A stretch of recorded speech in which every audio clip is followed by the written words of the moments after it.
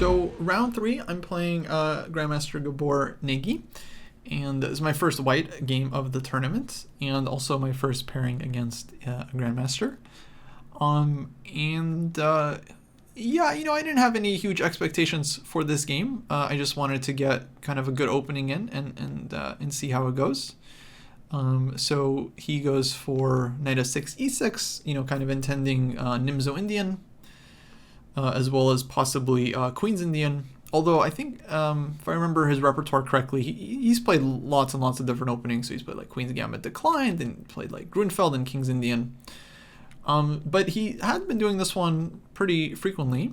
And here I was actually happy to play kind of a fresh idea with bishop f4. So normally in this position, white is choosing between knight c3, like allowing the Nimzo Indian. Whoops. Bishop b4. Knight f3 is a move I've probably played most often, which allows white to block the check with like knight d2 or bishop d2. And then, okay, black is a white choice, for example, Queen's Indian, and then g3 and typical kind of development here. But, and g3 also is a move immediately here, with the advantage that it actually stops black from playing the Queen's Indian, at least on any kind of nice terms, because white gets the bishop on the long diagonal, black can play d5, but then essentially we have a Catalan with an early move b6, and not exactly the move black always wants to play in the Queen's Indian. Of course, g3 has its own drawbacks, but bishop f4 is a pretty rare move, although it has been played by like some super strong players, I think in Blitz especially, and I think Magnus has played this one a couple of times as well. And the idea is to just try to get like a nice version of different openings. I think it's effective against people who play the Queen's Indian, because here my opponent plays b6, and now the idea is to play a3. And the point is we're stopping bishop b4 check, or bishop b4 in general, and we can develop the knight to c3 without worrying about this one. And we're essentially getting a type of Petrosian system, which normally against the Queen's Indian starts like this, like knight f3, b6, white plays a3 here, and then develops the knight and so on. So essentially it's this move bishop f4 instead of knight f3. And I think it's a slightly better version for white. Because now I go knight c3. And one of the ideas is that this knight can be developed to e2 in certain positions, like if black plays d5, then sometimes this knight can come to e2. And so, yeah, basically I just figured it's kind of a cool little idea, and it'll force the opponent to possibly think on his own if he's not really familiar with the line. And I think it ends up working out quite well, because here black ends up playing d6, and essentially indicating that he doesn't really want to fight some kind of theoretical battle and try to prove that black is equalizing after d5. But instead he just goes d6, knight d7, and he kind of shows that he's intending to play like a hedgehog type of position, or even you can call it like hippopotamus if black doesn't play c5, where he's not really taking a lot of space, just kind of defending along the 6th rank, and he ends up allowing me to play Queen c2 and e4, and just completely take over the center. So of course black had much better options here along the way, but I think kind of being surprised with this, not really wanting to walk into prep, he just kind of makes a practical decision, but on the other hand ends up giving whites, I would say, a very, very comfortable advantage out of the opening, because now we just have a ton of space, and it's kind of like a King's Indian with the bishop coming to g7. But I wouldn't say it's a great King's Indian for black, because they haven't really got an e5 in or c5 yet, and so, yeah, hasn't really challenged the space advantage. So, yeah, I should note, I think a better move for black, especially when I play Queen c2, I think the critical move here would have been to play c5, immediately challenging white's center. And during the game, I believe I was going to play d5, kind of like a thematic pawn sacrifice. After takes, bishop takes, black is up a pawn, but white can kind of develop a quick initiative here with e4 and castles queenside. And I wasn't really sure what the evaluation is in this position, but I felt like white gets some active play, and it looks fun, and why not go for it? E4, bishop b5, rook e1, and definitely it's a thematic sacrifice. So I felt like white should have some nice juice there.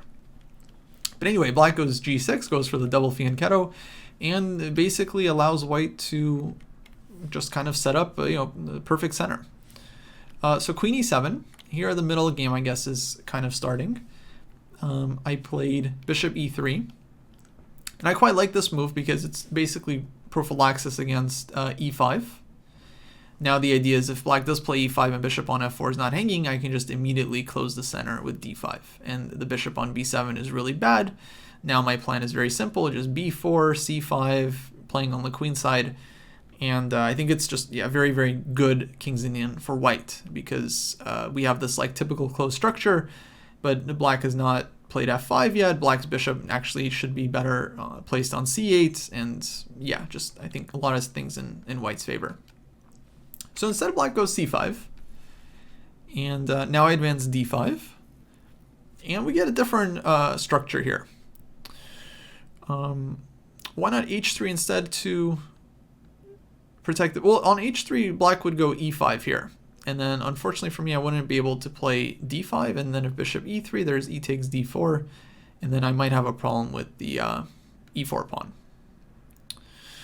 Or I guess the question was maybe play h3 here. It's possible to play h3 here or knight d2 to cover the g4 square. I'm not really worried about knight g4 right away because I can just pull the bishop back or play bishop g5 to gain a tempo and then play h3 eventually. So it's, I didn't think this was too concerning for white.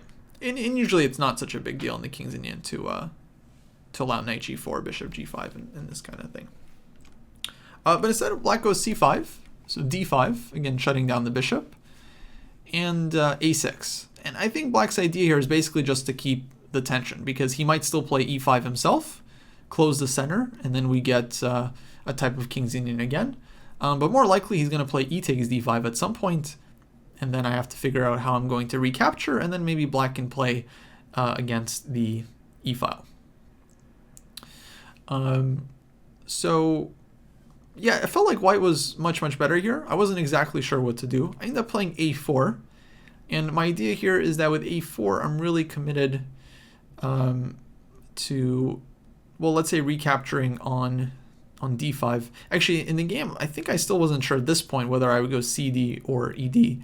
Here, I'm allowing myself to play cd, because now black doesn't have the b5 break. But I was also very interested in playing e takes d5.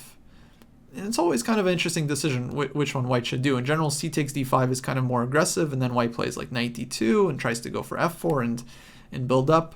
Whereas e takes d5, definitely more strategic, just playing against this bishop, and then playing on the e-file. And in general, in these types of positions, in the structure, if black isn't able to trade off any pieces, usually they're worse, and maybe even seriously worse. Here, okay, black will always have moves like knight e5, but I think it's still definitely feel like white would have a very nice position if we got something like this. Anyway, rook e8 is played, so just totally keeping the tension, not taking or doing anything. And now I decided to go knight d2. And here I started to really like my position, because with knight d2, I stopped knight g4 for good. I also cover the e4 pawn. So now on e takes d5, I definitely can go c takes d5, and e4 pawn is well defended, and my knight is opened up to the c4 square one day, and so I felt like this would be very nice. I can also still consider going e takes d5 as well, and then playing the structure, and I think white would be doing good here too. Instead, black plays queen f8. It was actually an interesting moment. At this point, he offered me a draw, which was not totally unexpected because I felt like my position was pretty good, and so I felt like you might want to like offer a draw and try to get out. And I didn't really consider taking it for very long, but I really wasn't sure what to do, because with black's last move, queen f8, he seems like is intending to go bishop h6 and trade off the dark squared bishops, and then maybe try to play in the dark squares. I wasn't really sure how to deal with this one, because it's very important that I'm not really able to play f4 immediately or with the bishop on e3, because black always has tactics on the e-file.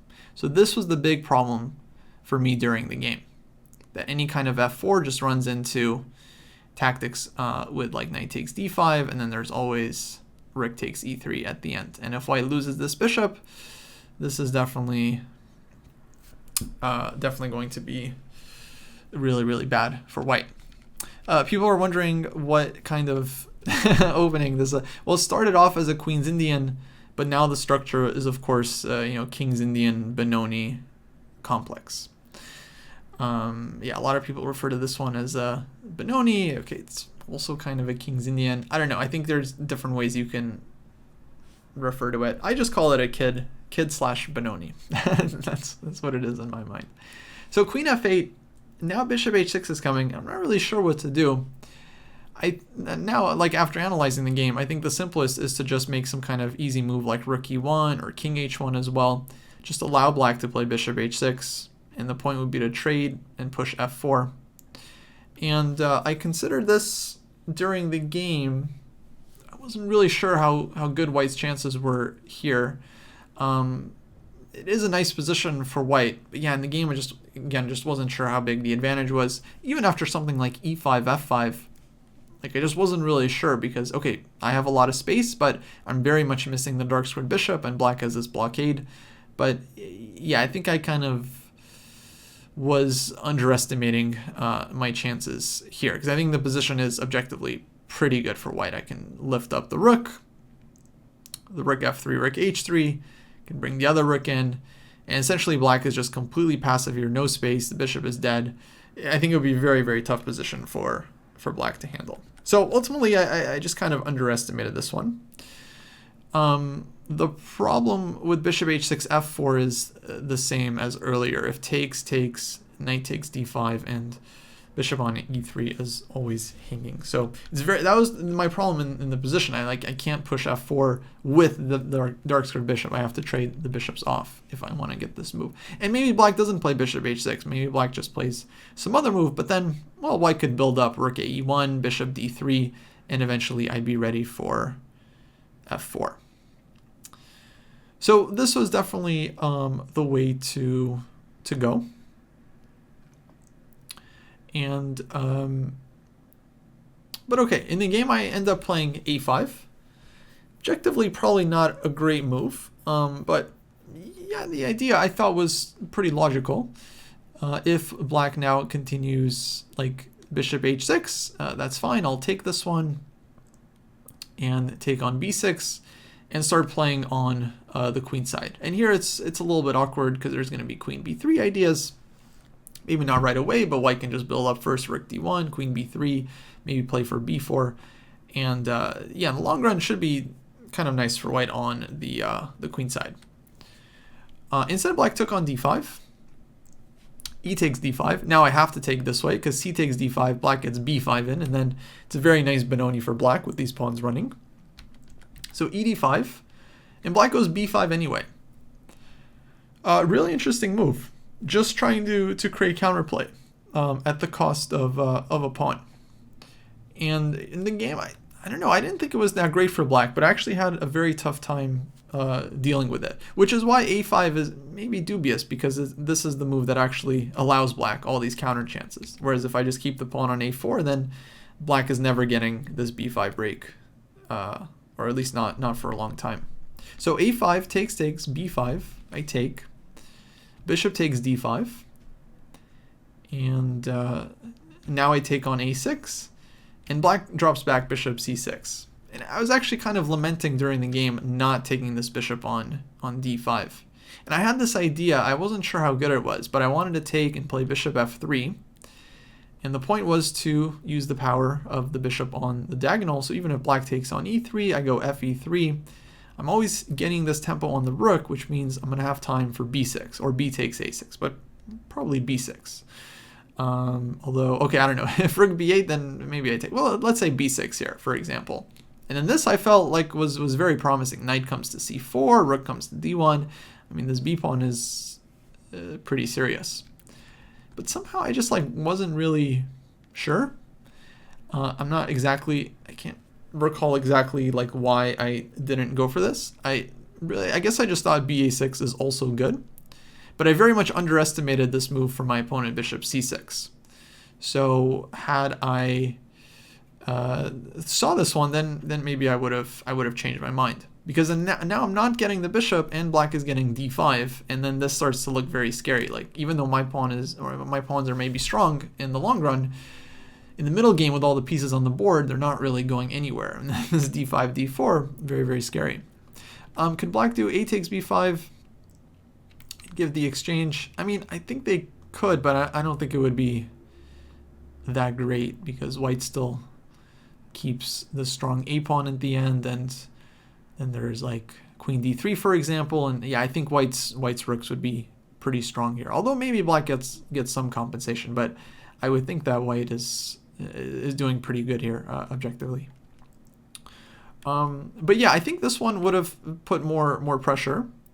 So I take here bishop c6, and I end up playing bishop b5. Now at this point, it wasn't too late for white to keep the advantage, but the engine spots this idea that I didn't even consider during the game, and I don't know if a lot of players would find this one. But one very logical way to proceed would be rook b1, with the intention, of course, you would have to see this in advance, of meeting d5 with b4. And then there's a couple of points to this move. Number one is that on d4, white is pushing b5 and just saying, go ahead, take whatever you want. I want to take your light square bishop, take your knight on d7, and then eventually win with, you know, this passed a pawn. Then the second idea is that if black plays c takes b4, then white gets knight b5.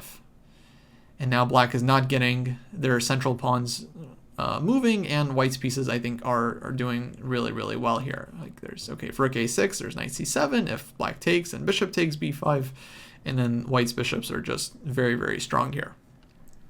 So this idea would have been a really, really nice response to black, but okay, I didn't even consider it.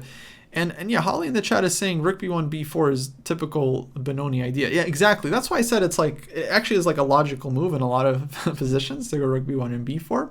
But in the game, like, you know, you see d5, d4 coming, you don't really feel like you have time for rook b1 and b4. Yeah, so it's like, yeah, very, very computery stuff. But if I don't find this one, or actually the engine says rook a d1 is even stronger, which is even more crazy, with the idea to go d5, b4 here. And then somehow the engine calculates that the rook is like better placed on the d file and all these complications. So even this one is even more inhumane, I would say. But what that means is that, okay, after bishop c6, from a human point of view, black is just getting fantastic counterplay. So really it makes me feel like, yeah, I should have just taken this bishop, maybe done something else like knight c4, bishop c4, something like this, fighting for the center a bit better.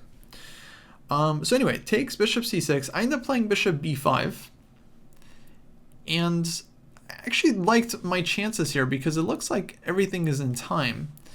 You know, after takes, now if black plays d5, of course there's knight c7, and if black plays like rook c8 or something to cover this move, well, then I'm in time to go like knight c4, knight d6, and my knights start jumping in, and it looks very, very dangerous for black.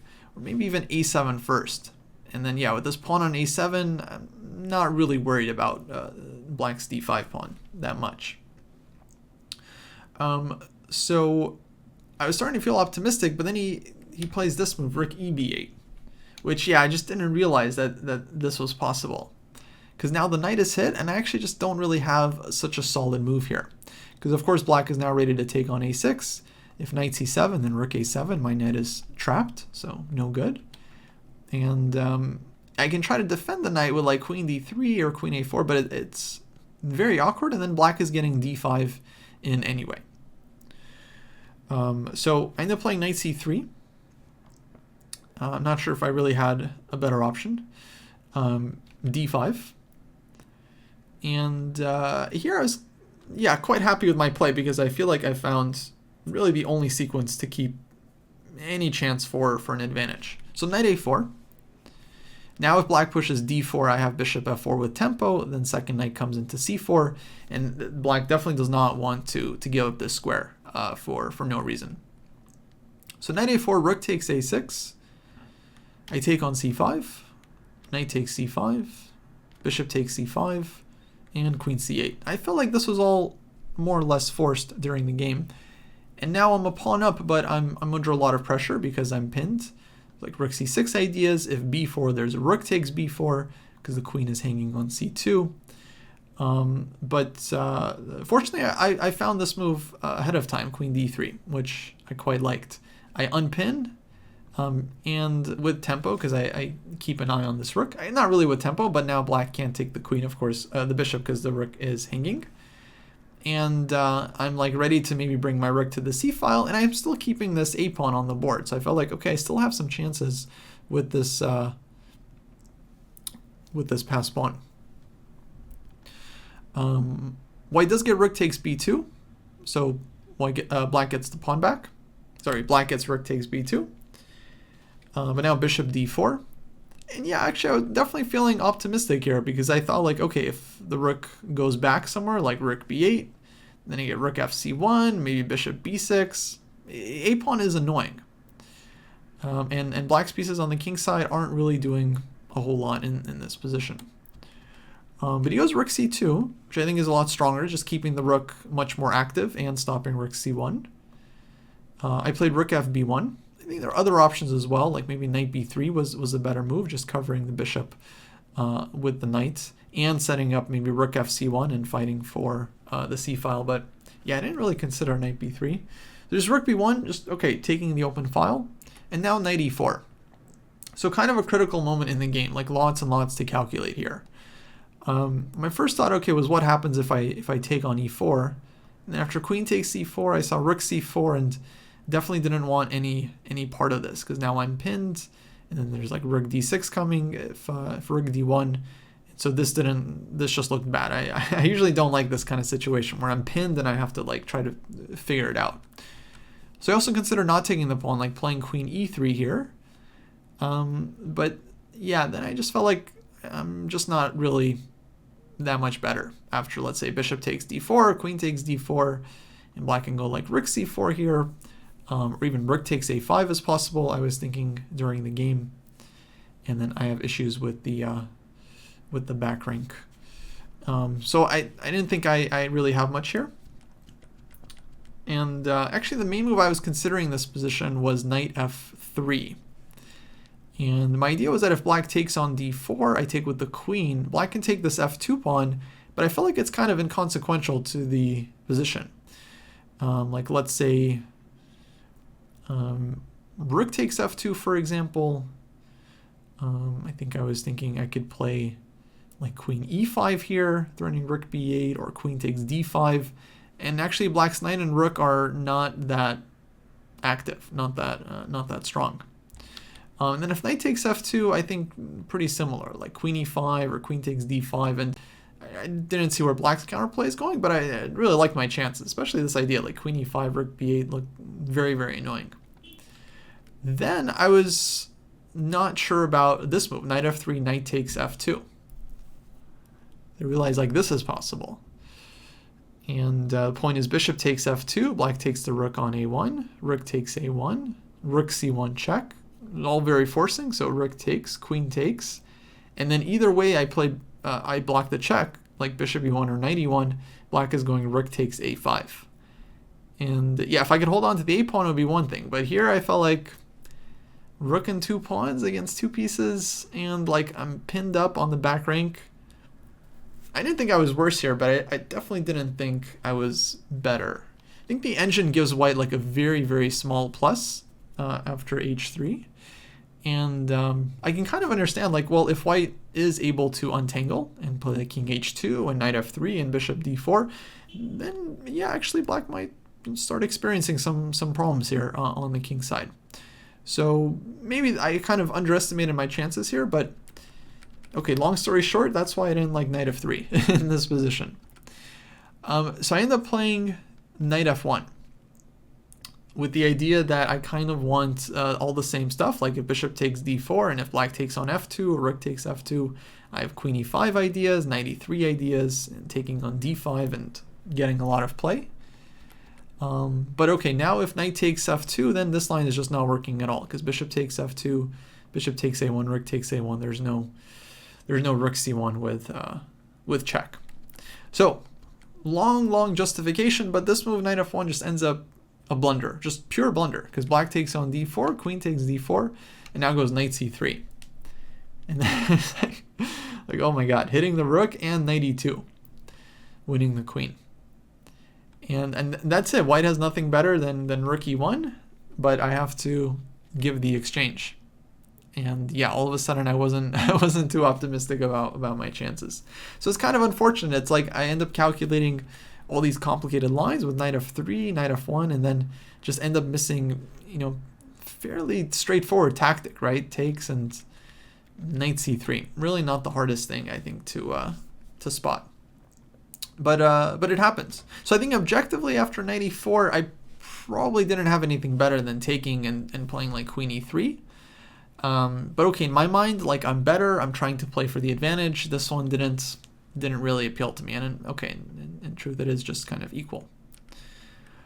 So black ends up playing knight c3, and I was at least a little bit hopeful here, because after knight e2 takes knight e3, I realized I have multiple threats, including knight takes d5, and then okay, some annoying checks and some jumps with the knight.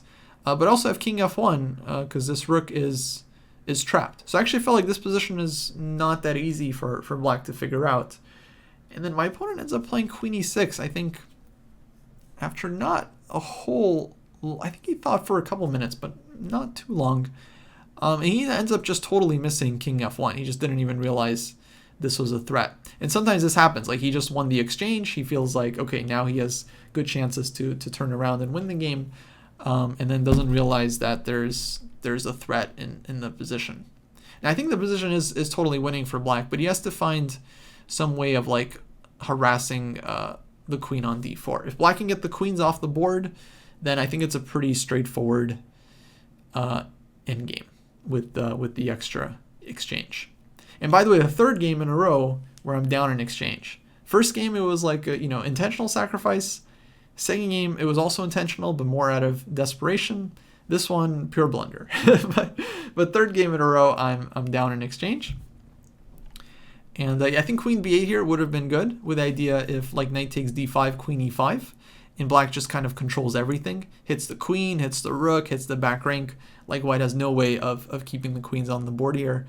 And black will slowly pick up the a5 pawn, and then eventually win with 3 versus 3 on the king side. Like, sometimes there are chances for the minor piece and you're down the exchange, but if black's 3 pawns are healthy, it's usually just kind of lost in the long run. So, definitely kind of lucky here that black misses this one. And now he's forced to give back the rook. And all of a sudden I'm playing for a win again, because now I feel like, okay, equal material. I have the outside pass pawn, kind of more active pieces. I actually felt like, white maybe can push here. I end up going f takes e3. Definitely a controversial move. It wasn't my first thought. But what I didn't like about queen takes e3, definitely not the end game. I would have been very happy to play this position, where my rook is behind the pass pawn and the king is coming in very, very quickly. And I judge my chances here to be quite good. But I was actually more concerned about the move queen f6 here, where black just takes over this main diagonal, hits the rook, and yeah, just feels like black is active enough and doesn't really have any real issues. And I just couldn't imagine how I could possibly win this position. But after f takes e3, I actually did think this was a little bit more annoying for black, because I keep my queen centralized on this diagonal. What that means is that there's always going to be annoying tricks on the back rank. So now black goes queen to c6, and unfortunately for me, I just kind of rushed things a little bit too much here. I end up playing rook to b1, which, okay, threatens mate, so how bad could this move be? But the problem is that after queen to c7, black covers the mate, and now this pawn is hanging. And so like, it's like, I just realized like, oh my god, I have no real way to hold on to this pawn anymore. And without the a pawn, I just have no winning chances whatsoever. I might even be worse, you know, if I'm just left with these weak kingside pawns. So this was a big miss. My idea with rook to b1, of course, was just to kind of be very annoying here. And if black has to play something like queen c8, then I always have queen e5 ideas. Here I think I can probably just take this pawn and, okay, I'm going to pawn up. But yeah, I just totally blanked on this move, queen c7. And now I have no way of creating a threat, and black is ready to play rook takes a5. So what I needed to do, I think, was just like improve my position first. Like, for example, king to g1. Just like not do anything until I improve the king. Maybe play h3 as well, so I'm not getting, I'm not in danger on the back rank. And then I can start kind of maneuvering around and fishing and looking for ideas, you know, queen e5, rook b1. Once the king is safer, then tactically I think it's a lot less suspect. And okay, I think, I mean, engine I think gives zeros, but I would bet that this position is kind of harder for black to handle than it is for white, especially with, again, our rook behind the pawn.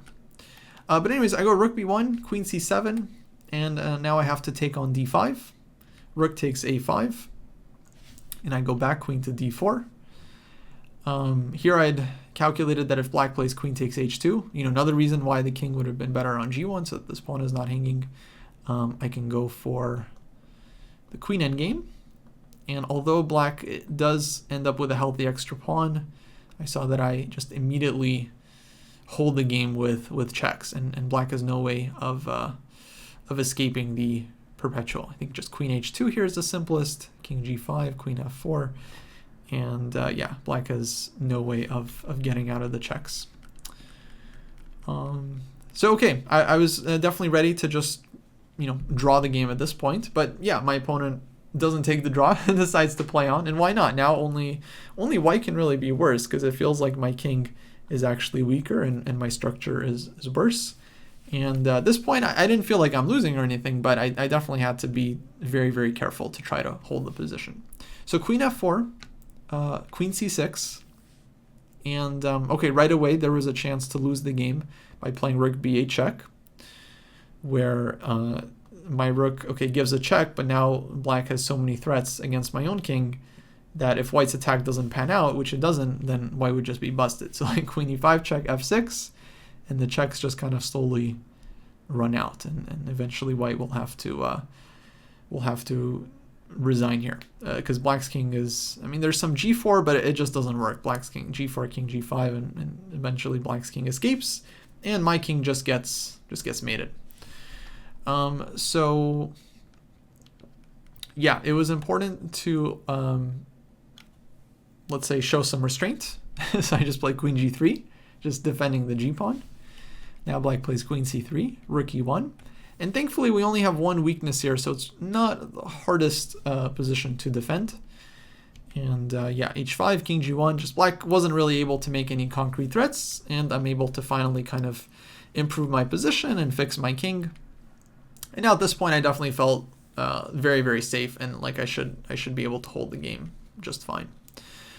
So black kept pushing here a little bit, but I felt like I was pretty much okay as long as I just keep my pieces somewhat centralized. Here I played queen f4, black traded queens, and here on ef4 I actually offered a draw because I thought, okay, he's trading queens. You know, at this point he's been better for a couple moves. Earlier I rejected a draw, maybe I should offer a draw. But then he actually plays on, he plays h4 here very quickly. And I realized, yeah, I mean, why not, right? Like, my f-pawn is still weak, and still only black can really be better here, especially because it's hard to get g3 in, and maybe he can try to pick up this pawn. Now, I still wasn't worried here, because, okay, even if I lose this f4 pawn, 3 versus 2 on the king side, you know, rook endgame is generally a pretty comfortable draw. But, okay, still some work to be done to show that we can hold this position. So king g1, king f6, I played rook f2 here, just trying to get my king off of the back rank. Of course, this king and pawn endgame is absolutely fine for white. There's not really anything black can do because I have king e3, king f3. I just move back and forth.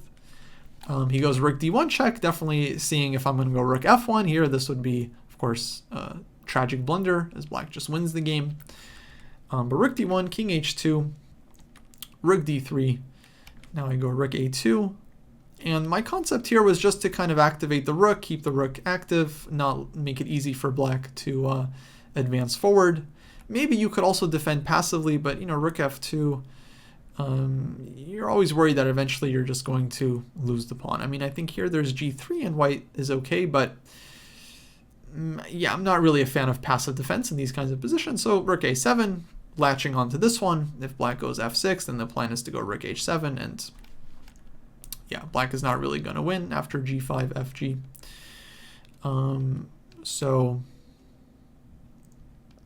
What would have happened if rook d4 instead of king f5? So if black, this is important, if black takes the rook off of the third rank, then, or let's say we had this position, then I'm playing g3 right away. And even though this pawn is weak, I don't think black can ever really win it. I always have some checks or some counterplay from behind. But g3 is a very important idea for white. Otherwise my king, would be quite stuck.